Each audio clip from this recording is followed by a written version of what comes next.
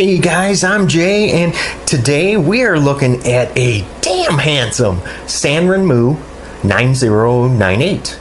So let's get started with talking about the features, and then we will compare this to some other knives here on the tabletop. And now make sure that you stick around until the end, because I will be showing you the full specs on this. And if you're a subscriber, you might even see your name at the end in the credits. Now, I know that you guys are really busy during this holiday season, which is why I just really want to quickly remind you to click on that subscribe button if you're looking for knife reviews that get right to the point. Now, this SRM9098 it's actually my very first Sanrenmu knife in my collection, which is a manual action liner lock with a ball bearing pivot. I was absolutely shocked to find that out. Deployment is accomplished with either the thumb studs here or the flipper. There is an external, see if you guys can see that there, a decent size external stop pin.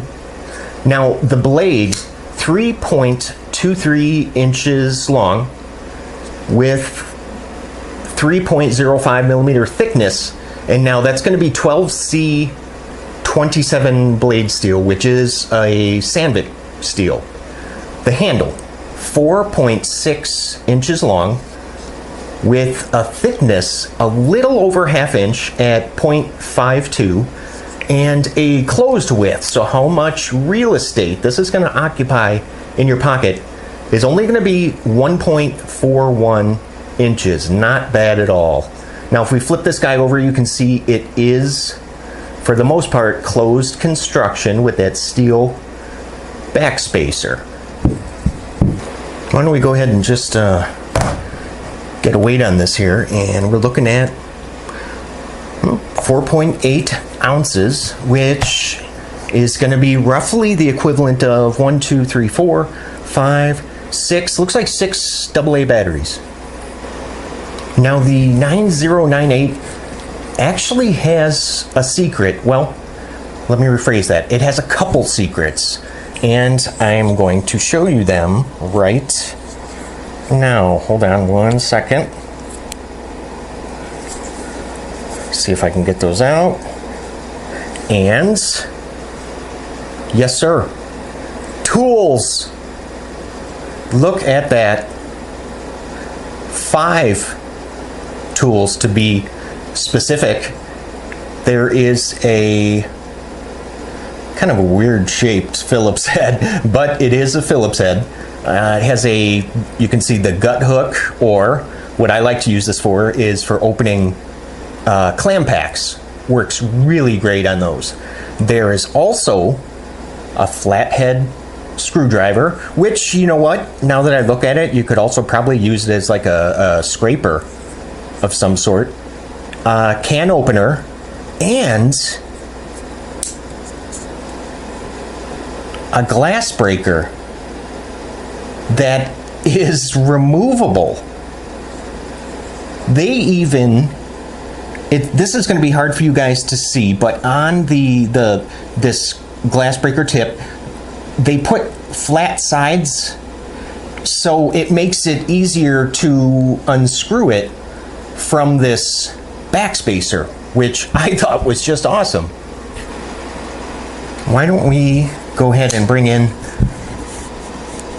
some other knives here, just so you guys can get an idea of the size of knife that we are working with today. So of course, the Spyderco Paramilitary 2 and the Benchmade Griptilian. Let's do, I don't bring this one out very often, the Kershaw Oh So Sweet, and let's do one more, the Spyderco Native 5. Okay, what do you guys say we go ahead and run through quickly my 7 likes and dislikes of this Sanrenmu 9098. Let's start with, well, number 1, the curb appeal. the appearance, the aesthetics, how it looks, I really like it. I really do. I love, love, love this blade shape. Love it. And which happens to be a flat ground drop point, as you can see, with a really nice satin finish. The handle, now I think, has kind of a Ken Onionish kind of appearance to it. And let me show you why I think that. Let me bring back out the Oh So Sweet, which was an onion design from Kershaw. Yeah, so I think it looks very similar to some of his stuff. Number 2, the materials I also like. Well, 12C27 Sandvik steel, that's a great budget steel. G10 scales, ball bearing pivot. I still can't believe that, ball bearing pivot. And, of course, the full steel liners. Number 3, the function. This is going to be my first gripe. Not a fan of the function. And it has nothing to do with the tools or the action. The action is great. I mean, it really is. It has a very strong detent. Really strong. I cannot shake this open. I even tried doing it, you know, if you do it upside down. No. Very, very strong detent, and I like that a lot. I really like the flipper, the shape and the size. It's not too big and it's not pointy. Now, the thumb studs. They are really, really small, and they're kind of hard to get at. I can get to it, but okay, there. They are difficult to get at, even with the thumb ramps on both sides. Now, I can get this to fall shut. It does require a little bit of shake and bake, but it does fall shut. The centering, yeah, it's off. It's actually, I was kind of surprised of the side that it's favoring, considering it's a liner lock, and that would be pushing it over to the other side. Usually that's the direction if it's off center, but no, this one is kind of going against the liner lock, which I thought was a little odd. Once the blade is deployed, see if you guys can see this. Yeah, it looks like it's locking up at about 35%, and as long as we're talking about that lock, the liner lock is also kind of difficult to get at, and let me show you what I mean here, guys. So if we're looking straight down at it, you can see there's just this one little area so you can release the lock, and so I'm often finding myself really having to dig my thumb in there to release the lock. I mean, it's not impossible, obviously, you just saw me do it, but it is difficult to get at. Now, because of that fantastic action, I am going to call this fairly fidget friendly, I have to admit. Number 4, in the hand, I like. Very, very, very, very comfortable handle shape. And you can see I have medium-sized hands. I can fit every one of my fingers on there, no problem whatsoever. The G10 scales, they do provide just enough traction. There is jimping, and it's only going to be in one area, and it is here. You see it there on the liner lock. Now, because of all of the tools that are included on this knife, it is handle heavy. So really, I should be able to balance it right about where my index finger is, right at about this point, but I can't. So I got to move it back a little bit. So it is a little bit handle heavy, and to be honest, I would have been surprised if it was balanced just because of all the tools in the handle. And they even included a nice sized sharpening choil. Number 5, in the pocket. I also like, this comes with, as you can see, really nice deep carry pocket clip.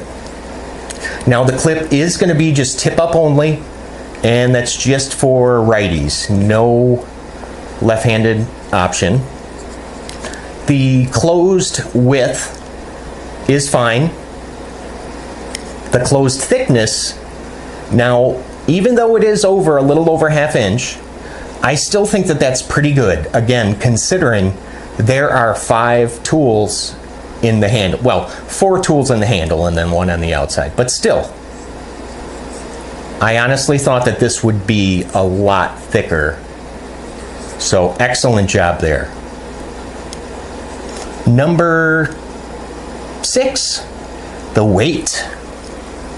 I can't believe I'm saying this, but yeah, 4.8 ounces. I mean, that's a lot for a knife with a blade that's under 3 1/4 inches long.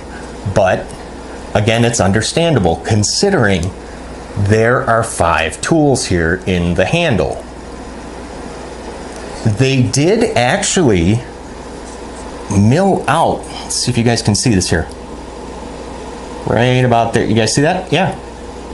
They did just mill out that one liner to help reduce the weight. So it keeps it under that 5 ounce mark, which I thought was fantastic. And finally, number 7, the price. I also like $35. $35. I think that that's more than fair for a multifunctional knife with some decent budget steel.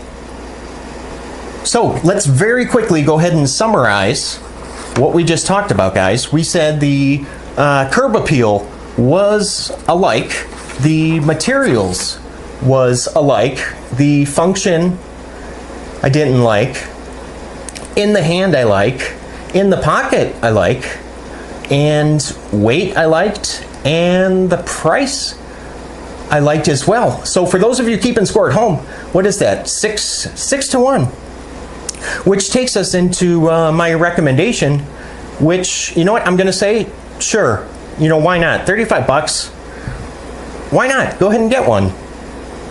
I mean, it really does, it seems like that they actually, there was some thought that actually went into this design. I mean, they cared enough about the design to mill out the liner, to incorporate thumb ramps, to, you know, ship it with a deep carry clip stock, and to make that glass breaker removable.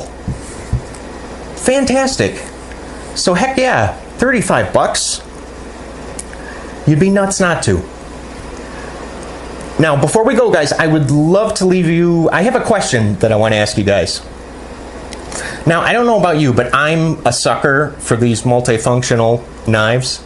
But what I would like to know is how do you guys feel about these multifunction knives? Do you like them? Or do you think that the only tool on a knife should be just the blade?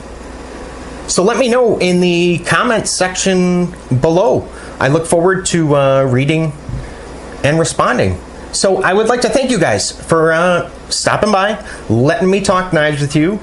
And if this video about the Sanrenmu 9098 answered most of your questions, why not just go ahead and leave me a like? So thanks again, you guys, and I will see you at the next video. Don't go anywhere. Specs are coming. Hey, you guys take care, okay?